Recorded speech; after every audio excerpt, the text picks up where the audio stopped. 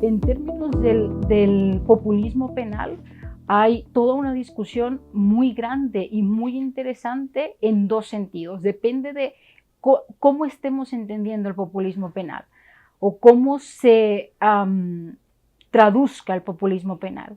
Algunas veces se traduce aumentando las penas, otras veces se traduce aumentando los delitos. Ahora, por ejemplo, estamos en una época de una lucha muy fuerte en cuestiones de género, en pro de la igualdad de la mujer. Y ahí se ha abierto toda una brecha, todo un escenario de discusión sobre los llamados delitos de género. También se ha abierto otro escenario muy grande, un tanto relacionado con esto, pero no necesariamente solo con cuestiones de género, respecto de los llamados delitos de odio.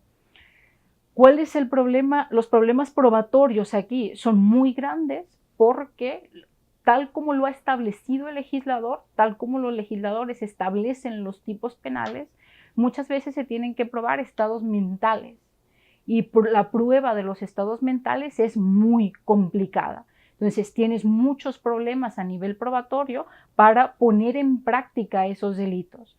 Lo que el legislador previó como una garantía en contra de ciertas acciones contra las mujeres o incluso contra ciertas etnias culturales y demás, termina quedándose en papel mojado por los problemas probatorios que existen en este sentido. Si tú tienes penas muy altas, tienes que subir el estándar de prueba, pero las dificultades probatorias de ciertos tipos de delitos, otra vez, si volvemos, por ejemplo, a los delitos de género o a los delitos de odio, son tan amplias que nunca se puede satisfacer un estándar de prueba tan alto. Probatoriamente quedan muchas veces en mero populismo, en decisiones equivocadas por parte del legislador que terminan sin resolver de ninguna manera los problemas para los cuales fueron planteadas esas reglas.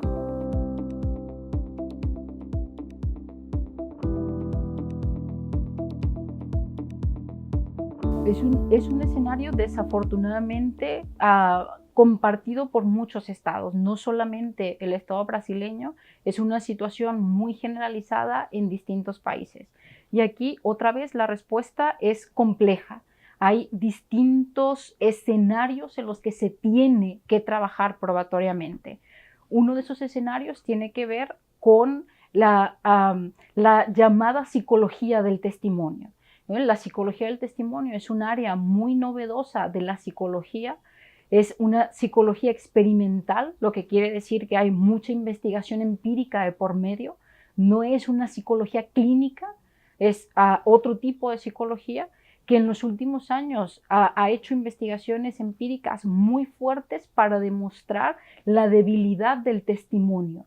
No solo la debilidad del testimonio de la policía, la debilidad de cualquier testimonio. Si juntamos las enseñanzas de la psicología del testimonio y todo el fenómeno muy estudiado también de los sesgos en el proceso de conocimiento, tenemos que el testimonio de los policías como prueba única en un caso es sumamente débil, sumamente débil. No debería poder meterse en la cárcel a un ciudadano solo con un único testimonio y menos si ese testimonio es solo de la policía y de un policía sobre todo que ha estado muy metido en la investigación.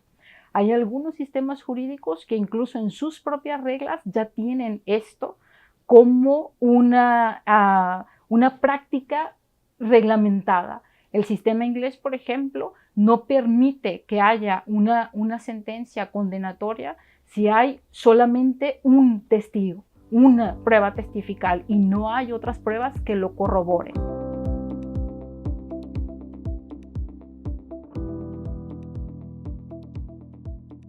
En general, estas garantías están pensadas para todos, para gente pobre, para gente rica. Desafortunadamente, muy desafortunadamente, en nuestros sistemas hay muchos incentivos muy perversos para, de alguna manera, ensañarse, digámoslo así, con el pobre y no con el rico. Hay muchas cosas, entre ellas, por ejemplo, porque la gente con mayor poder adquisitivo tiene acceso a mejores abogados que la gente más pobre. Con lo que respecta a la cadena de custodia, igual, es para todos. Son dos temas muy distintos estos dos. La cadena de custodia tiene que ver mucho con la fiabilidad de las pruebas. Y la cadena de custodia es muy importante, por ejemplo, en materia de prueba pericial, ¿no? Tú tienes, tú tienes una idea muy asentada en la comunidad jurídica de que, por ejemplo, las pruebas de ADN gozan de un altísimo nivel de fiabilidad. Lo que diga la prueba de ADN va a misa, ¿no? Es la palabra última. Pero, ¿qué pasa si la muestra de ADN está contaminada? La prueba de ADN, la prueba no te va a servir de absolutamente nada porque pierde toda la fiabilidad. Si la muestra que tienes que analizar ha sido contaminada, esa prueba no es prueba, no te dice absolutamente nada. Entonces, es una garantía de la fiabilidad de ciertos elementos de prueba que es fundamental que se observe siempre. Y para que se observe siempre necesitas también una buena formación de quien recoge los elementos de prueba, ¿no? Una buena formación de los policías en este caso. Muchas veces nos centramos en la policía para criticarlo, para criticarles, pero pocas veces nos centramos en la policía para ver qué podemos hacer para mejorar sus prácticas. Una de las cuestiones indispensables que tenemos que hacer en la formación del policía es que sea capaz de recoger adecuadamente las muestras que después van a ser analizadas y utilizadas como elemento de prueba.